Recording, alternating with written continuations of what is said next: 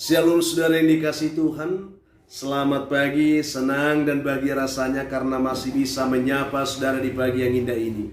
Doa dan harapan saya bahwa saudara semua dalam keadaan sehat, dalam keadaan baik, tentunya penuh sukacita, diberkati Tuhan untuk sepanjang hari ini.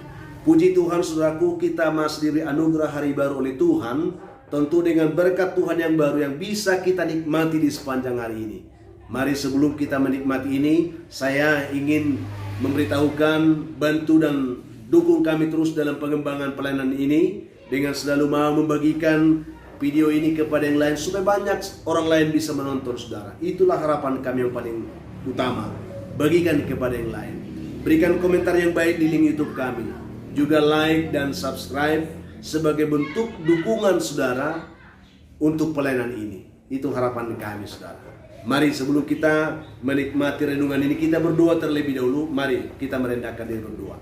Bapa, kami bersyukur untuk kebaikan kasih Tuhan yang sudah menyertai dan memimpin hidup kami sepanjang malam, juga sudah menganugerahkan hari baru bagi kami pagi ini. Berkati dan pimpinlah kami oleh Roh Kudus-Mu Tuhan, sehingga kami boleh berjalan dalam kemenangan Kristus di sepanjang hari. Dalam nama Yesus kami berdoa. Amin. Saudaraku yang dikasihi Tuhan, firman Tuhan yang menjadi renungan kita pagi ini, saya siapkan satu ayat dari kitab Mazmur 71 ayat yang ke-9. Demikian bunyi firman Tuhan saudara. Janganlah membuang aku pada masa tuaku, janganlah meninggalkan aku apabila kekuatanku habis. Demikian yang akan kita renungkan. Topik perenungan kita pada pagi hari ini saudara, yaitu prahara kehidupan di masa tua. Dikisahkan saudara bahwa ini sebuah kisah nyata, ya, dituturkan ada seorang janda muda yang ditinggal oleh suaminya karena meninggal dunia. Janda ini seorang guru dan dia memiliki seorang anak laki-laki yang diasuhnya, dibesarkannya, diperjuangkannya sejak anak ini kecil hingga anak itu besar dan menjadi orang yang berhasil dalam kehidupannya. Sejak kecil saudara, anak ini dia seorang anak yang pintar dan juga seorang anak yang taat kepada orang tuanya, sehingga dengan segala upaya ibunya ini dia berusaha untuk menyekolahkan anaknya ini semampunya, ya, hingga anak ini bisa bersekolah kuliah di Amerika Serikat. Dan setelah anak ini menamatkan kuliah di Amerika, dia menetap di sana. Dia bekerja di sana, dia membangun usahanya di sana, membeli rumah, menikah juga di sana, dan sudah mempunyai anak.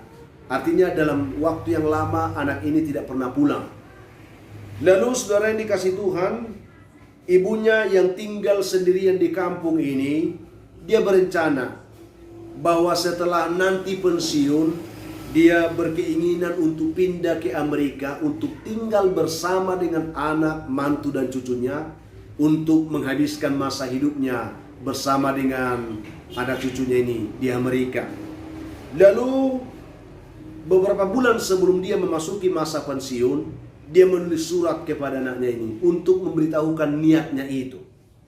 Ya, dikirimkannya surat ini kepada anaknya, memberitahukan bahwa ia ingin menghabiskan masa hidupnya dengan mereka di sana.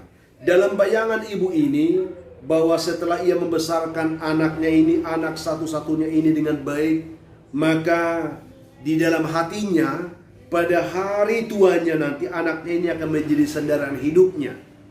Itulah yang dipikirkan oleh ibu ini. Sehingga sambil menunggu surat balasan dari anaknya itu, ia menyelesaikan semua masalah serta aset untuk siap dipindahkan ke Amerika. Itulah yang dia lakukan. Dan tidak berapa lama surat balasan dari anaknya ini datang saudara. Ya, ternyata di dalam amplop surat itu ada terselip selembar cek senilai 40.000 US dollar. Dan juga ada selembar surat mengikuti cek itu. Dan dalam surat itu anaknya ini menuliskan demikian. Ibu, hasil diskusi kami dengan istri saya, ya, dia katakan, memutuskan bahwa kami tidak siap menerima ibu untuk tinggal bersama kami di Amerika ini, dia katakan.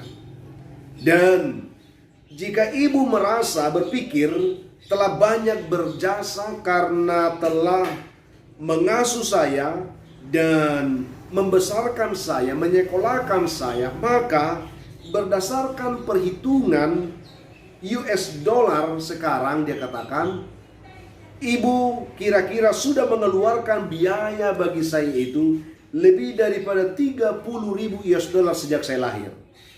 Termasuk biaya mengasuh saya sejak kecil, biaya sekolah, biaya hidup, dan seterusnya. Sehingga di sini saya mengirimkan cek sebesar 40.000 US dollar untuk ibu dengan harapan bahwa ibu tidak lagi menulis surat kepada saya. Itu yang dikatakan oleh anaknya ini. Tertanda anakmu. Lalu saudaraku yang dikasihi Tuhan, setelah membaca surat dari anaknya itu, betapa hancur hati ibu tersebut. Karena ia tidak menyangka bahwa anak satu-satunya yang dikasihinya, anak yang taat, yang pintar sejak kecilnya, dia tega melakukan seperti itu kepada ibunya. Ia begitu putus asa, saudaraku. Ia kecewa luar biasa. Ia putus asa dan hampir saja ia mengakhiri hidupnya dan bunuh diri. Tetapi karena ibu ini adalah seorang Kristen yang taat, maka dalam situasi seperti itu, dia datang kepada Tuhan, membawa segala perkaranya kepada Tuhan, meletakkan persoalan hidupnya di tangan Tuhan. Dia sungguh-sungguh mencari kehendak Tuhan.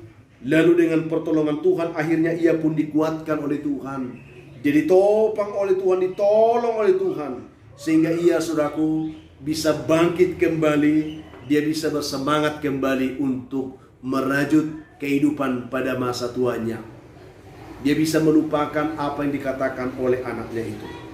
Lalu dalam situasi seperti itu, setelah dia bangkit, ia memutuskan untuk menggunakan uang yang 40.000 US dollar yang diterimanya dari anaknya itu sebagai biaya untuk berkeliling dunia. Dia memutuskan, saya akan keliling dunia dengan uang ini. Lalu setelah dia melakukan itu, di sana dia banyak melihat keindahan-keindahan alam ciptaan Tuhan. Lalu dia menikmati semua hal yang bisa dinikmati di sana. Dia melakukannya luar biasa, saudaraku. Dia penuh dengan sukacita menikmati semua apa yang dijalaninya. Lalu setelah dia menikmati semua itu, ia pun menulis sepucuk surat lagi kepada anaknya itu. Dia katakan seperti ini.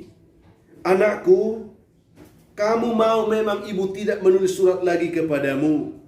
Tetapi anggap saja ini sebagai pelengkap kalimat yang kurang dari surat ibu sebelumnya. Ibu telah menerima cek yang kau kirim dan telah menggunakan biaya uang cek itu sebagai biaya tour keliling ibu, keliling dunia. Dan aku tuh sudah melakukan itu. Dan tiba-tiba ketika aku melakukan semua itu, ibu merasa harus berterima kasih kepadamu. Karena engkau telah mengajarkan kepada ibu untuk mengikhlaskan, melepaskan, dan melihat dengan nyata kasih sayang keluarga, sahabat, dan pasangan itu yang hanyalah sementara. Dan dilanjutkan lagi, saudaraku, dia katakan, anakku, dalam kehidupan manusia, semua yang ada di dunia ini ternyata hanyalah sementara dan tidak ada yang abadi. Dia katakan, semuanya sedang dalam proses perubahan. Sehingga jika ibu tidak mengikhlaskan atau merasa terus dalam penderitaan, maka dalam setahun ini ibu pasti sudah meninggal dunia karena bunuh diri. Itu yang dikatakan, saudaraku. Sehingga dalam neraka akan tambah seorang yang mati penasaran. Anakku, dia katakan, tidak perlu engkau menyesali semuanya itu. Karena ketidakperasaanmu itu telah menyadarkan aku bahwa hubungan sesama manusia itu hanyalah sebuah perjumpaan sementara yang berkumpul sementara juga dan kemudian segera berpisah. Dia katakan semuanya itu tidak kekal. Dan sekarang ibu sudah tidak punya anak lagi. Hati ibu tidak mencemaskan hal itu lagi, termasuk tidak mencemaskan dirimu. Aku telah melepaskan semuanya. Demikianlah isi dari surat ibu tersebut kepada anaknya, mengungkapkan isi hatinya, saudara. Luar biasa. Apa yang ingin kita lihat dari kisah ini? Ini hanya sebuah kisah menggambarkan tentang realitas kehidupan kemanusiaan kita. Atau mungkin ini bagian dari pengalaman hidup saudara dan saya. Seorang tokoh Saufu, saudara, pernah berkata seperti ini. Rumah orang tua itu selamanya adalah rumah anak-anaknya. Tetapi rumah anak-anaknya itu bukanlah rumah orang tuanya. Melahirkan anak adalah merupakan tugas wajib. Dan mengasuh anak adalah merupakan tugas sosial bagi orang tuanya. Tetapi mengandalkan anak adalah merupakan kesalahan fatal bagi seorang orang tua. Artinya tidak boleh mengandalkan anak, saudara. Saudara yang dikasihi Tuhan, saya tidak tahu bagaimana saudara mempersiapkan keluarga dan anak-anak saudara saat ini. Tetapi Amsal berkata, didiklah orang muda menurut jalan yang patut baginya, maka pada masa tuanya pun ia tidak akan menyimpang daripada jalan itu.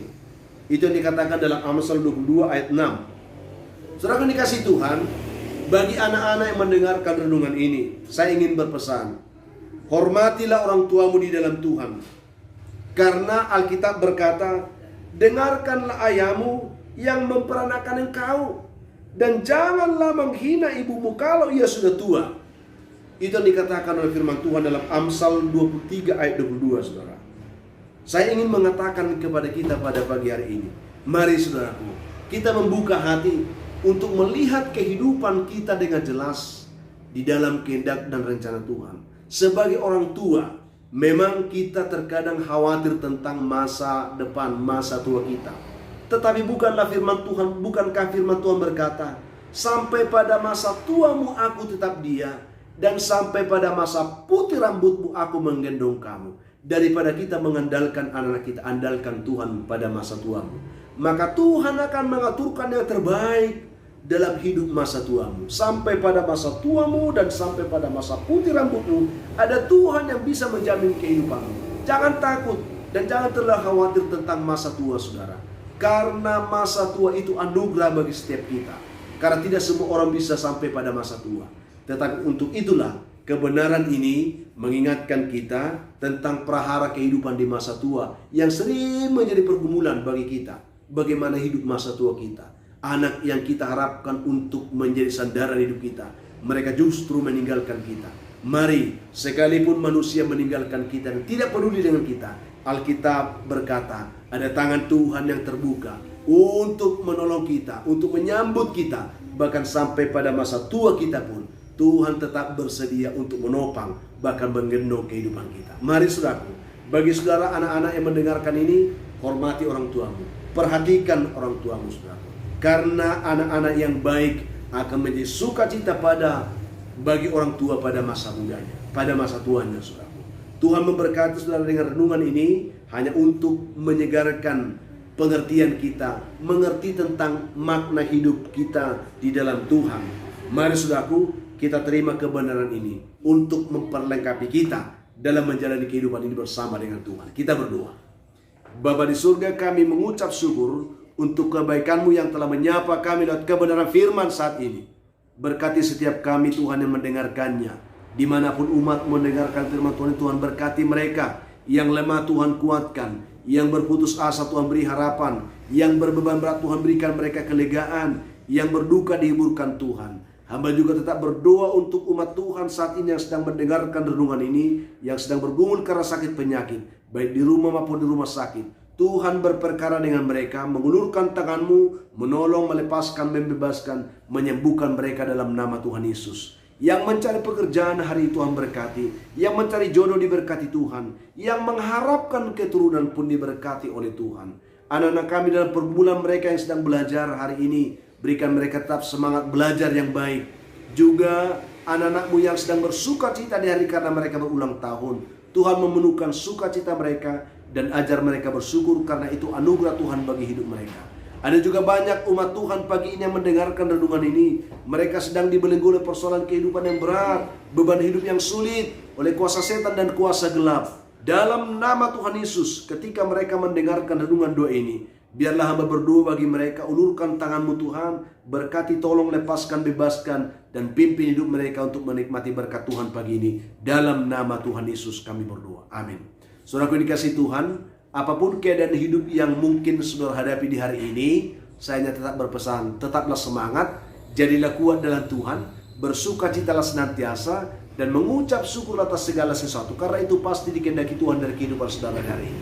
Kalau saudara mempunyai beban, pergumulan hidup yang berat dan memang saudara rindu didoakan, hubungi kami saudara, nomor telepon yang tertera di layar saudara itu. Kami siap membantu mendukung saudara doa, itu komitmen kami.